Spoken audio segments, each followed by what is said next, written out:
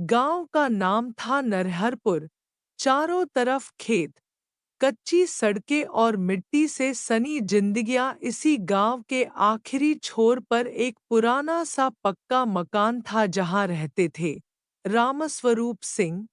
रामस्वरूप सिंह उम्र के उस पड़ाव पर थे जहां शरीर जवाब देने लगता है, लेकिन सोच अब भी सीधी और मजबूत होती है।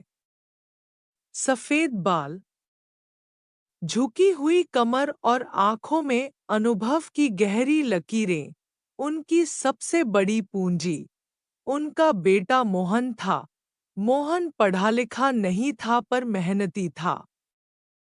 खेतों में काम करता, पिता का हाथ बंटाता और चुपचाप अपने सपनों को मन में दबाए। लेकिन जिंदगी को कुछ और ही मंजूर था। मोहन की शादी के सिर्फ 1.5 साल बाद ही एक हादसे में उसकी मौत हो गई। गांव के बाहर ट्रैक्टर पलट गया था। मोहन वहीं खेत में दम तोड़ गया। उस दिन के बाद जैसे उस घर में सन्नाटा बस गया। मोहन की पत्नी सीमा, जो अभी सिर्फ 22 साल की थी, एक ही झटके में विधवा बन गई। माथे का सिंदूर छिन गया, हाथों की चूड़ियां टूट गईं और जिंदगी जैसे वहीं ठहर गई।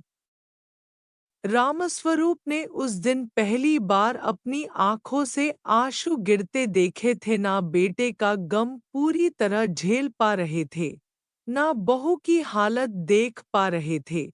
गांव वाले तरह तरह का बातें करने लगे। अब बहू को मायके भेज दो, जवान विधवा को घर में रखना ठीक नहीं है, लोग क्या कहेंगे। लेकिन रामस्वरूप ने किसी की नहीं सुनी। एक शाम, जब सीमा चुपचाप आंगन में बैठी थी, सिर टंका हुआ, आंखें जमीन पर, रामस्वरूप उसके सामने आकर बैठ गए। सीमा, आवाज भारी थी। सीमा चौंकी। जी बाबूजी। रामस्वरूप ने गहरी सांस ली। आज से तू इस घर की बहू नहीं, बेटी है। सीमा की आंखों से आंसू बह निकले। वह कुछ बोल नहीं पाई। रामस्वरूप ने आगे कहा, जब तक मैं जिंदा हूं, तुझे कोई तिरछी नजर से नहीं देखेगा। लोग क्या कहते हैं, उससे ज्यादा जरूरी है कि तू खुद को क्या समझती है। उस दिन पहली बार सीमा को लगा कि वह बिल्कुल अकेली नहीं है। लेकिन समाज इतना आसान नहीं होता। कुछ दिनों बाद पंचायत बैठी। गांव के बुजुर्ग इकट्ठा हुए। एक आदमी बोला, रामस्वरूप, तू बूढ़ा हो गया है। जवान बहू को संभालना तेरे बस की बात नहीं। उसे मायके भेज दे। दूसरा बोला, या फिर कहीं दूसरा इंतजाम कर दे। यह दूसरा इंतजाम सब समझ रहे थे। रामस्वरूप उठ खड़े हुए और बोले, मेरे घर की औरत पर बात करने का हक तुम्हें किसने दिया। उनकी आवाज कांप रही थी, लेकिन मजबूत थी। वो मेरे बेटे की पत्नी थी, है और रहेगी। और आज से मेरी बेटी है। पंचायत सन्न रह गई। सीमा घर में अंदर बैठी सब सुन रही थी। उसका दिल जोर जोर से धड़क रहा था। उस रात वह बहुत रोई।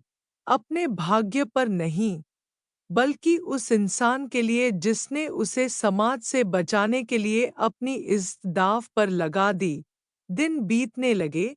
सीमा ने घर के काम में खुद को झोंक दिया। सुबह उठकर चूल्हा, फिर खेत का खाना, फिर गाय। रामस्वरूप अक्सर उसे रोकते, इतना मत कर, थक जाएगी। सीमा हल्की मुस्कान के साथ कहती, काम करके ही तो दिल हल्का होता है बाबूजी। एक दिन रामस्वरूप ने देखा कि सीमा पुरानी किताबें पढ़ रही है। तू पढ़ी लिखी है? उन्होंने पूछा। हाँ, शादी से पहले इंटर तक पढ़ी थी, आगे पढ़ना चाहती थी। लेकिन सीमा चुप हो गई। रामस्वरूप देर तक सोचते रहे। अगले हफ्ते उन्होंने गांव के मास्टर से बात की, सीमा के आँख पढ़ाने का इंतजाम किया। जब सीमा को पता चला, वह घबरा गई। लोग क्या कहेंगे, बाबूजी? रामस्वरूप मुस्कराए। लोगों के कहने से अगर जिंदगी रुक जाती तो दुनिया आगे नहीं बढ़ती, बेटी। उस दिन सीमा ने बाबूजी के पैर छुए, सच में पिताजी। लेकिन कहानी यही आसान नहीं थी। गांव की नजरें अब और तेज हो चुकी थी। फुसफुसाहट बढ़ने लगी, रिश्तों पर सवाल उठने लगे, और यही से शुरू होने वाला था। गांव में बातें धीरे नहीं फैलती, आग की तरह फैलती हैं। सीमा के स्कूल जाने की खबर भी कुछ ही दिनों में पूरे नरहरपुर में फैल गई। विधवा होकर पढ़ने जाएगी। रामस्वरूप का दिमाग खराब हो गया है। अकेला बूढ़ा और जवान बहू, कुछ तो गड़बड़ है। ये बातें हवा में तीर की तरह उड़ती और शीघ्र रामस्वरूप के कानों में चुभतीं, लेकिन रामस्वरूप ने अपना रास्ता नहीं बदला। हर सुबह सीमा सिर ढककर, किताबें बगल में दबाए, स्कूल जाती। रास्ते में कई निगाह उसका पीछा करतीं, कुछ सहानुभूति की, कुछ जलन की, और कुछ जहर से भरी। एक दिन स्कूल से लौटते वक्त गांव के ही एक आदमी ने ताना मारा, अरे बहू, अब मास्टरनी बनेगी क्या? सीमा का चेहरा उतर गया। वह बिना कुछ बोले घर आ गई। घर आकर वह बहुत देर तक चुप रही, चूल्हे के पास बैठी रही। लेकिन आज रोटियां नहीं बनी। रामस्वरूप ने देखा तो पास आकर बोले, क्या हुआ बेटी? सीमा की आंखें भर आईं। बाबूजी, क्या मैं गलत कर रही हूँ? रामस्वरूप ने उसका सिर सहलाया। गलत वो होता है जिसमें डर छुपा हो। तू जो कर रही है उसमें हिम्मत है। लेकिन अगले ही दिन हालात और बिगड़ गए। गांव के कुछ लोग मिलकर फिर पंचायत ले आए। इस बार आवाज और तेज थी। रामस्वरूप, अब बहुत हो गया। तेरी वजह से पूरे गांव की बदनामी हो रही है। बहू को पढ़ाना है तो मायके भेज दे। रामस्वरूप ने शांति से सबकी बात सुनी, फिर बोले, अगर मेरी बेटी पढ़ेगी तो बदनामी होगी, और अगर अनपढ़ रहकर जिंदगी भर दबेगी तो इज्जत बची रहेगी। एक बुजुर्ग ने ताना मारा, बेटी कहकर बहू को घर में रखना आसान बहाना है। यह बात सीधे दिल पर लगी। रामस्वरूप का चेहरा सख्त हो गया। उन्होंने पहली बार पंचायत को आंखों में आंखें डालकर कहा, मेरी नियत पर उंगली उठाने वाला पहले अपने घर की ओर देखे। पंचायत बिना किसी नतीजे के खत्म हो गई, लेकिन जहर बोया जा चुका था। उसके बाद गांव में माहौल बदल गया। सीमा से लोग कतराने लगे। कुछ औरतें उससे बात करना बंद कर चुकी थी। स्कूल में भी मास्टर ने इशारों में कहा, पढ़ाई जारी रखो, लेकिन ज्यादा नजर में मत आओ। सीमा अंदर ही अंदर टूटने लगी। एक रात वह रामस्वरूप के सामने बैठी और बोली, बाबूजी, मैं पढ़ाई छोड़ दूं? रामस्वरूप ने चौंक कर देखा। आपकी वजह से लोग बात बना रहे हैं। मैं नहीं चाहती कि आपकी इज्जत पर आंच आए। यह सुनकर रामस्वरूप की आंखें नम हो गईं। उन्होंने आवाज में कहा, अगर मेरी इज्जत तेरी चुप्पी से बचती है तो ऐसी इज्जत मुझे नहीं चाहिए। सीमा रो पड़ी, आप मेरे पिता जैसे हैं। रामस्वरूप ने सिर हिलाया, नहीं बेटी, मैं तेरा पिता हूँ। लेकिन जिंदगी ने अभी और परीक्षा लिख रखी थी।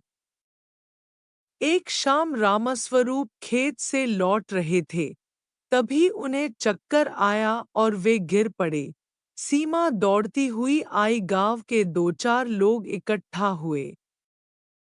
डॉक्टर के पास ले चलो, किसी ने कहा। डॉक्टर ने बताया, उम्र हो गई है, कमजोरी है, ज्यादा काम नहीं कर सकते। अब घर की जिम्मेदारी पूरी तरह सीमा पर आ गई। वह दिन में पढ़ाई, सुबह शाम घर और खेत, और रात को रामस्वरूप की देखभाल। थकान उसके चेहरे से साफ दिखने लगी। एक रात रामस्वरूप ने उसे जगते हुए देखा। सो क्यों नहीं रही? उन्होंने पूछा। सीमा बोली, डर लगता है बाबूजी। अगर आप। वह वाक्य पूरा नहीं कर पाई। रामस्वरूप ने उसका हाथ थाम लिया। मैं हूं ना, और जब तक हूं, तुझे अकेला नहीं होने दूंगा। लेकिन गांव वालों की सोच और गहरी होती जा रही थी। कुछ लोग अब खुलकर कहने लगे थे, बुढ़ा की बीमारी का फायदा उठा रही है, संपत्ति पर नजर है। ये बातें सीमा तक पहुंचीं। एक दिन उसने घर के कागज उठाकर रामस्वरूप पिता देता है। सीमा उनके सीने से लगकर रो पड़ी। लेकिन यह रिश्ता अब सिर्फ घर का नहीं रहा था। यह गांव की सोच के खिलाफ खड़ी एक मिसाल बन चुका था।